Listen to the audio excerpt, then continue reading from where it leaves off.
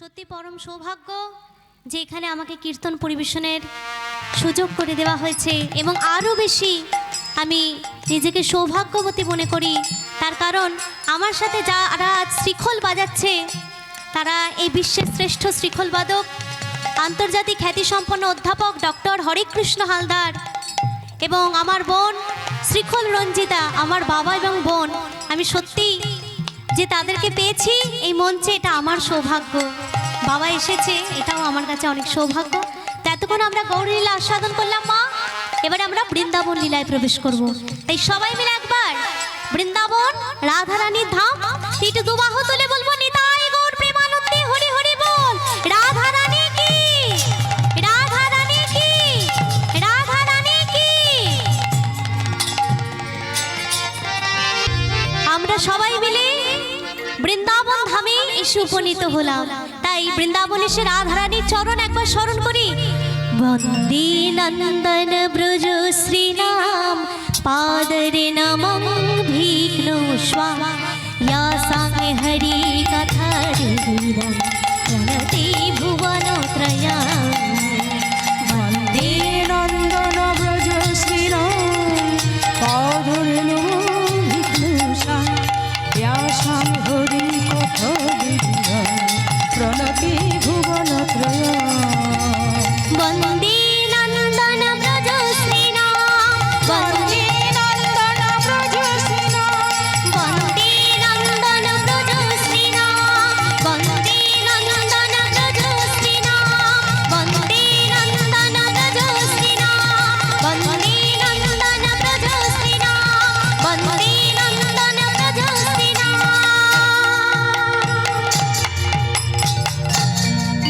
একবার বৃন্দাবন ধামে এসে শ্রীমতী রাধারানী কি, শ্রীমতী রাধারানী কি, শ্রীমতী রাধারানী কি। এখন আমরা বৃন্দাবন লীলা আস্বাদন করব। আজ মধুময়ী শ্রীধাম বৃন্দাবনে ভগবান শ্রীকৃষ্ণ আমার তার সখাগণ এবং দাদা বলরামের সাথে গোষ্ঠ হতে ফেরার পথে দেখা হয় শ্রীমতী রাধারানীর সঙ্গে। সেখানে দাদা বলরাম সঙ্গে থাকায় ভগবান আমার রাধারানীকে কিছু মুখে বলতে পারলেন না, কিন্তু ইশারায় সংকেত করে কেশ স্পর্শ করে, এই কেশ স্পর্শ করে বোঝালেন, হে রাধে তুমি আজ কেশরকুঞ্জে বাসর সাজিও, অদ্য রজনীতে আমি তোমার সাজানো কুঞ্জে গমন করব। তাই এই কথা বলে ভগবান শ্রীকৃষ্ণ আমার ফিরে এলেন নন্দালয়ে। এদিকে নন্দগৃহে মা যশোদা গোপালকে ক্ষীর সর ননে মাখন খাইয়ে তাকে রত্ন সিংহাসনে শয়নে দিয়ে গোপালের সর্ব অঙ্গে হাত বুলিয়ে দিচ্ছি আর মনে মনে ভাবছি, বাছার আমার কতই কষ্ট, সারাদিন ধেনু বৎস চড়িয়ে বাছার আমার কতই কষ্ট, একটু ঘুমো বাবা। কিন্তু গোপাল মনে মনে কি ভাবছে জানো মা, আমি যে রাধারানীকে কথা দিয়ে এসেছি যে আমি আজকে রজনীতে তোমার বাসরে আসবো, তুমি কেশরকুঞ্জে বাসর সাজিও। এই কথা ভাবতে ভাবতে গোপাল আমার মা যোগমায়ার শরণ নিলেন। মা যোগমায়া হলেন লীলাপুষ্টকারিণী। তখন মা যোগমায়া নিদ্রাদুপে রূপে আবির্ভূতা হলেন মা যশোদার নয়নে। আর অমনি মা যশোদা গোপালের পাশে নিজের শাড়ির আঁচলটিকে বিছিয়ে ঘুমিয়ে পড়লেন। কিছুক্ষণ পরে গোপাল মাকে ডেকে বলছে, মা ও মা, মা গো মা। কোনো সাড়া পেল না। গোপাল বুঝলেন হ্যাঁ এবার আমার মা ঘুমিয়ে পড়েছে। তাই গোপাল চুপি চুপি অতি সন্তর মনে নন্দালয় ছেড়ে চলে গেলেন রাধারানীর কাছে। এদিকে রাধারানীর কুঞ্জে যাওয়ার আগেই পরে চন্দ্রাবলীর কুঞ্জ। গোবিন্দ যাচ্ছে, তাই পায়ে নুপুরের শব্দ হচ্ছে। তখন চন্দ্রাবলীর এক সখী পদ্মা বলছে, আচ্ছা বাইরে নুপুরের শব্দ শুনতে পাচ্ছিস? চ চ একবার দেখে আসি তো। পদ্মা এসে দেখি, ও বাবা, এই যে ভগবান শ্রীকৃষ্ণ। তখন পদ্মা বলছে, ও চন্দ্রা, চন্দ্রা শুনে যা, তাড়াতাড়ি দেখে যা। চন্দ্রা বলছে, ও পদ্মা কি হয়েছে? পদ্মা বলছে, যে মুখে বলার কথা নয়, তুই তাড়াতাড়ি আয়, দেখে যা। চন্দ্রা বলিস দেখি, ও এই যে প্রাণ গোবিন্দ। হে গোবিন্দ, আজ তোমার দর্শন পেলাম, আমার কি সৌভাগ্য। চলো বধূ, তুমি আমার কুঞ্জে চলো। গোবিন্দ বলছে, দেখো চন্দ্রা, আজকে আমি অন্য আরেক জায়গায় যাচ্ছি, অন্য আরেকদিন তোমার কুঞ্জে গমন করব। চন্দ্রাবলী বলছে, আচ্ছা বধূ, তুমি বলো তো, আজ আমি তোমায় যেভাবে পেয়েছি, এইভাবে অন্য কেউ যদি তোমায় পেতে, কোনো ভক্ত যদি তোমায় পেত, সে কি তোমাকে ছেড়ে দিত? আপনারাই বলুন মায়েরা, কত মনে ঋষি যুগের পর যুগ তপস্যা করে, যোগ ধ্যান করে, যে জগতের জীবন ধন কৃষ্ণ চন্দ্রের চরণ লাভ করতে পারে না, চন্দ্রাবলী কি তাকে আজকে ছেড়ে দেবে? ছেড়ে দেবে না। তাই বলছে, ভালোই হলো বধূ, তুমি যখন এসেছো, তখন আজকে আমার কুঞ্জে গমন করতেই হবে। এই কথা বলছি, ভগবান শ্রীকৃষ্ণ আর কি করবেন? তিনি তো ভক্তের ভগবান। মা ভক্ত বাঞ্ছা কল্পতরু, ভক্তের মনোবাঞ্ছা পূরণ না করে থাকতে পারেন না। তিনি এতই করুণাময়, এতই দয়াময়। তাই চন্দ্রাবলী জোর করে নিয়ে গেলেন গোবিন্দকে নিজের কুঞ্জে। এদিকে রাধারানী আবার গোবিন্দের জন্য বাসর সাজিয়ে রেখেছে, কিন্তু চন্দ্রাবলী যে জোর করে নিয়ে গেলেন গোবিন্দকে নিজের কুঞ্জে।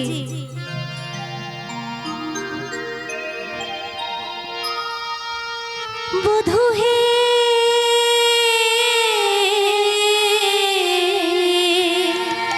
তুমি এই পথে নীতি করো গতাগতি, নুপুরের ধ্বনি শুনি।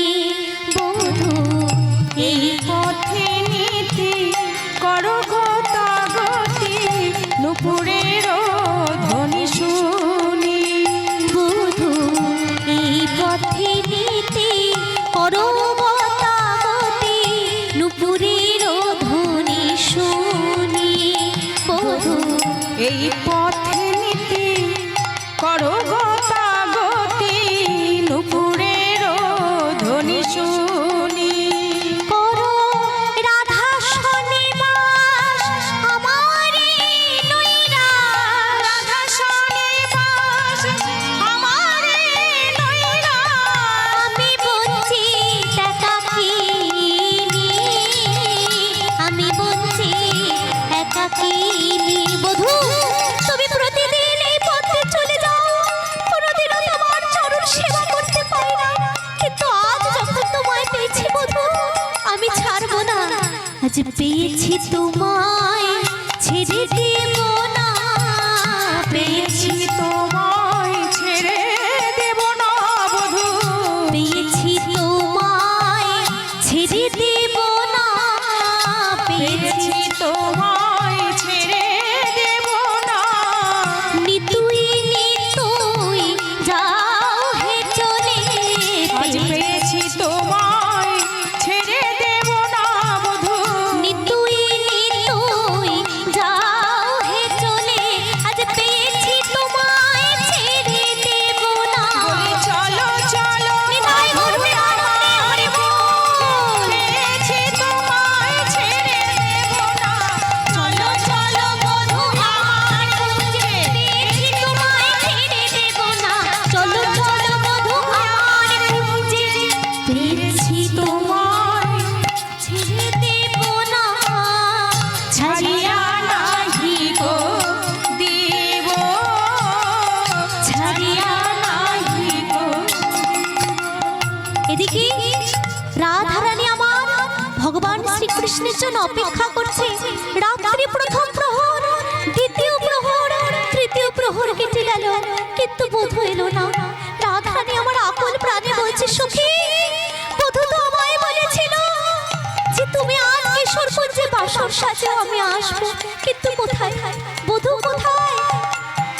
এই কথা ভাবতে ভাবতে রাধারানী বললেন, যার জন্য আজ এই বাসর রচনা করেছি সে যদি না আসে তবে সখী এই ফুল সজ্জা এই রচিত বাসর আমরা যমুনার জলে গিয়ে বিসর্জন দিয়ে আসি। এই কথা বলতে বলতে যেই না বেরোতে যাবে অমনি এক সখী বলছে, দেখ তো ওইখানে নীল বস্ত্র পরে কে আসছে, একবার দেখ তো। ও এমন হচ্ছে দাদা বলরাম। যেই না বলেছে দাদা বলরাম অমনি রাধারানী কি করলেন, মুখটিকে ঘুরিয়ে মাথায় ঘোমটাটা টেনে দিয়ে বসলেন। আবার যখন একটু কাছে এলেন তখন সখী বলছে, ও রাধে, এ তো দাদা নয়, দাদা নয়, দাদা নয়, দাদা নয়, দাদা নয়, দাদা নয়, দাদা নয়, দাদা নয়, দাদা বলরামের ছোট ভাই, দাদা নয়, দাদা নয়, দাদা বলরামের ছোট ভাই, দাদা নয়, দাদা নয়, দাদা বলরামের ছোট ভাই সেজেছে আজ অন্য ভাই, বলরামের ছোট ভাই সেজেছে আজ অন্য তাই, বলরামের ছোট ভাই, দাদা নয়, দাদা নয়। এই দাদা বলরাম নয় রে। এই কথা বলতে রাধারানী আমার মুখটি ঘুরিয়ে বসলেন। কেন বলুন তো? দাদা বলরাম পরেন নীল বসন আর গোবিন্দ পরেন পীত বসন, আর আজকে গোবিন্দই পরেছেন নীল বসন। তা যখন গোবিন্দ রাধারানীর সামনে এলেন, রাধারানী এক দৃষ্টিতে গোবিন্দের দিকে চেয়ে রয়েছে। বধূ, সারা নিশি তোমার জন্য অপেক্ষা করলাম, কিশোরগঞ্জে বাসর রচনা করলাম, তুমি তো এলে না। আজ যখন প্রভাতকালে তোমার মুখ দর্শন হয়েছে, আজ দিন ভালোই যাবে।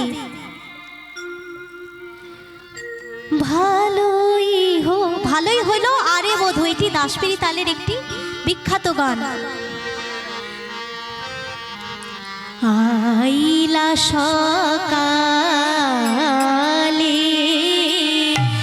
ভালোই হলো আরে বধূ, আইলা সকালে, প্রভাতে দেখিনু মুখ দিন যাবে ভালে, ভালোই হলো আরে বধূ, আইলা বধূ, সকালে। আজ যখন প্রভাতকালে তোমার মুখ দর্শন হয়েছে তখন আমার দিন ঠিক ভালোই যাবে। কিন্তু বধূ, তোমার অঙ্গে কি দেখছি? গোবিন্দ বলছে, কি হলো রাধে, তুমি আমার দিকে অমন করে চেয়ে আছো কেন?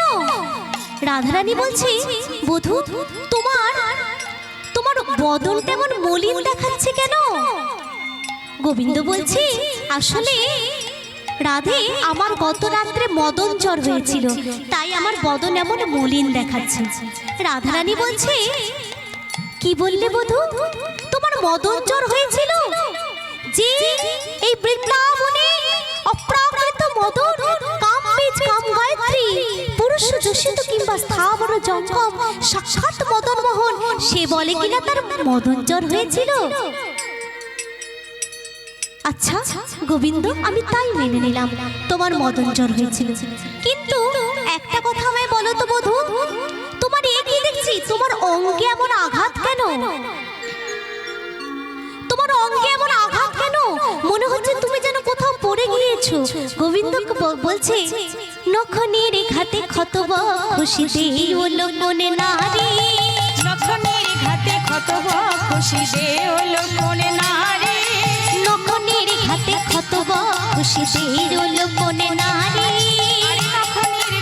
কত খুশি দেওল কোন নারী কণ্টকে তনু ক্ষত বিক্ষত তোহে ঘুরাইতে গড়ি আরে কণ্টকে তনু ক্ষত বিক্ষত তোরে ঘুরাইতে গড়ি তোমার অঙ্গে আঘাত কে করেছে বলো অঙ্গে আঘাত কে করেছে তোমার অঙ্গে আঘাত কে করেছে অঙ্গে আঘাত কে করেছে বলো বলো ওহে পরাণে বধূ অঙ্গে আঘাত কে করেছে বলো বলো হে পরাণ বধূ অঙ্গে আঘাত কে করেছে বলো বলো ওহে পরাণ বধূ সে কি সেবারে মরে নাহি জানে বলো বলো হে পরাণ বধূ সেবার মর্ম নাহি জানে বলো বলো ওহে পরাণে বধূ অঙ্গে আঘাত কে করেছে গোবিন্দ বলছে ও এই কথা আসলে রাধে গত নিশীতে তোমার এখানে আসতে গিয়ে আমি কাটার বনে পড়ে গিয়েছিলাম সেই জন্য আমার অঙ্গে এমন ক্ষত বিক্ষততা আচ্ছা মায়েরা আপনারাই বলুন গোবিন্দ রাধারানী কুঞ্জের আসার আগে কার কুঞ্জে গিয়েছিল কার কুঞ্জে গিয়েছিল মন দিয়ে শুনতে হবে কিন্তু মা কার কুঞ্জে গিয়েছিল চন্দ্রাবলীর কুঞ্জে ঠিক বলেছে ডান দিক থেকে চন্দ্রাবলীর কুঞ্জে গিয়েছে তাহলে চন্দ্রাবলীর কুঞ্জ কি কাটার বন না চন্দ্রাবলী হচ্ছে ঘৃতরতী আর শ্রীমতী রাধারানী হলেন মধুরতী আচ্ছা মা ঘিকে যদি উত্তাপ দেওয়া হয় তবে ঘি কি হয় কি হয় ঠিক বলেছে গলে যায় আর মধুকে যদি উত্তাপ দেওয়া হয় মধু কি হয় মধু ঘনীভূত হয় মায়েদের এটা জানার কথা বেশি কিন্তু এখানে দেখছি বাবারা এইসব বিষয় বেশি জানে হ্যাঁ বাড়িতে কাজ বাবারা বেশি করে মনে হচ্ছে